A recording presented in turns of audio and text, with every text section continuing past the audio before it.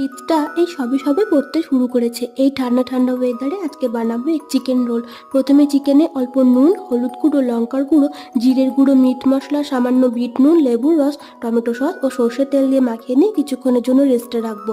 এবার সাদা তেলে কিছুটা পেঁয়াজ ভেজে নিয়ে দেবো আদা, রসুন, কাঁচা লঙ্কা বাটা। মশলা কাঁচা গন্ধটা চলে গেলে অল্প নুন, চিনি, হলুদ গুঁড়ো, ধনের গুঁড়ো, ম্যাগি মশলা ও কাসুরি মেথি দেবো। অল্প জল দিয়ে মশলাটা কষা হয়ে গেলে চিকেন ও ক্যাপসিকামটা অ্যাড করব। চিকেনটা সেদ্ধ হয়ে গেলে অল্প ধনেপাতা দিয়ে এটাকে সাইডে রাখবো। এবার পরোটাটা বানিয়ে নেব। তার জন্য ময়দায় অল্প নুন ও তেল দিয়ে গরম জল দিয়ে ময়দাটাকে নরম করে মাখিয়ে নিয়ে লইগুলো বেলে নিয়ে তাওয়ার ওপর দেবো।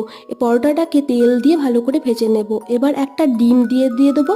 ডিমটা ভাজা হয়ে গেলে ওপর থেকে পরোটাটা দিয়ে আরও একবার ভেজে নেব।